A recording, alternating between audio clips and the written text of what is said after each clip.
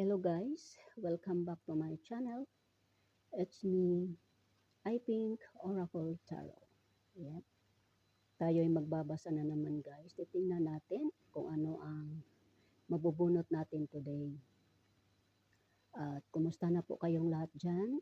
Sana po ay nasa mabuting kalagayan kayo at maging masaya sa buhay. Ayan guys, start na po tayo. Meron po tayong Six of Pentacles. At the next is the Emperor. And ito si the Sun. At meron tayong Hangman. And then, the Chariot. Queen of Pentacles, reverse. Naka-reverse po siya guys. And then, Queen of Swords. And Three of Pentacles. Yan. Sa iba naman guys, ay mayroon sa inyo na makakatanggap ng gift o gratification or appreciation. At sa iba naman ay magkakaroon ng prosperity. Yan. Kung hindi man ikaw ay makakatanggap ng gift, siguro ikaw ay mamimigay. Kasi mayroon ditong taong namimigay, no? May dalawang tao siya na binibigyan niya ng gift or blessings na binibigay po niya. Kung hindi po ikaw ang mamimigay, ikaw po ang bibigyan. At meron pong stability, power, or great person, the Emperor. Siya po ay older than you or ikaw po ay matanda sa kanya. Either ikaw ang matanda or siya po ang matanda. Ito po ay stable na po siya guys. Stable na sa buhay. Siya po ay kilalang tao. Malaki at yun. Pag sinabing stable, stable talaga. At powerful ang taong to, hindi ito basta-basta guys. Siguro kung hindi to karelasyon, kaibigan, kung karelasyon nyo man to ay maganda po siya para sa inyo. No? Magkakaroon kayo ng kaligayahan at sa iba naman ay ikakasal. Sana all ikakasal. May marriage po dito. Maganda po ang kahinatnan o kalalabasan ng inyong pagsasama guys. Mayroon po kayong contentment sa buhay. Ayan. Clara, maliwanag pa sa sikat ng araw ang inyong pagsasama guys. Maging masaya po kayo sa buhay. Kaya tiwala lang po.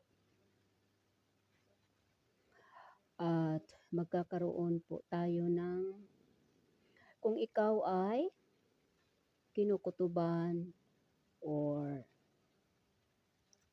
ano man ang intuition mo, malakas ang intuition mo, or lumalabas ang inyong talino, yan po ay tama. Malakas pang intuition nyo ngayon guys. Tama po kayo sa mga kutob nyo dyan or kinukutuban man kayo. Yan po ay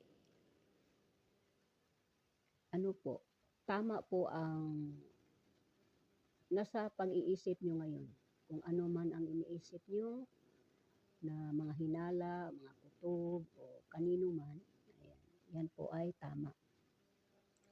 At meron din ditong Queen of Pentacles. Naka-reverse po siya guys. Ito ay isang babae na babaeng masuspecha.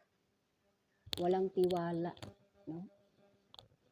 At evil po siya guys. Evil. Evil yung nasa utak niya eh. Kasi nakapaliktad siya. Evil po siya. Yun. Masuspecha po siya. Kung sino man sa inyo ang masuspecha dyan, walang tiwala dyan, tanggalan nyo na yan. Kasi hindi yan maganda. No? Hindi yan maganda. Huwag po kayong maghihinala ng hindi maganda. No? Huwag kayong maghihinala ng hindi maganda. Kung sa tingin nyo may kayo, may mga evidence kayo, siguro pwede niyong paniwalaan. Pero kung haka-haka lang, kung ano-ano lang, tanggalin niyo na yan, guys. Tapos, may isang babae ditong medyo may edad na. Nakakaranas po siya ng sadness or embarrassment. Yun. Kung sino man sa inyo guys na nakakaranas ng kalungkutan, kahihiyan, kahirapan or separation, yung sa iba naman ay nagdadalamhati, siguro may pumanaw sa membro ng pamilya or sino man itong medyo matandang babae na malungkot siya. No, membro siya po ng pamilya or kaibigan o sino man itong medyo matanda po sa inyo na nakakaramdam po ng paghihirap sa ngayon. May nararamdaman po siyang pagdadalamhati. Kung sino man sa inyo dyan, no? Kung nasa paghihiwalay man kayo, ayan, ipagdasal na lang po natin na maging maayos ang lahat, no? Maging maayos po. Kailangan po ang pag-unawa or mag-uunawa sa sarili. Unawain na lang po kung ano man ang mga pangyayari na nararanasan natin ngayon.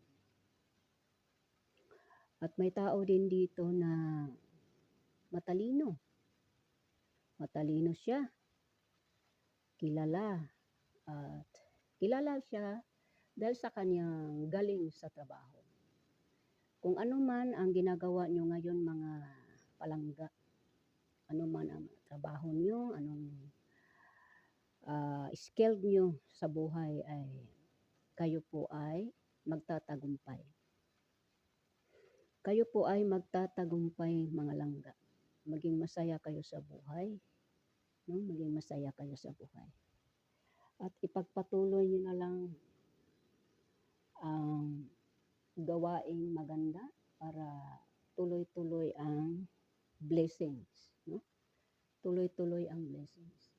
Basta huwag kalimutan na ipagdasal na lang po natin ang lahat ng ating pinagdaanan ngayon. At basta kayong sa iba ay makakatanggap ng tulong or ikaw po ay tumutulong.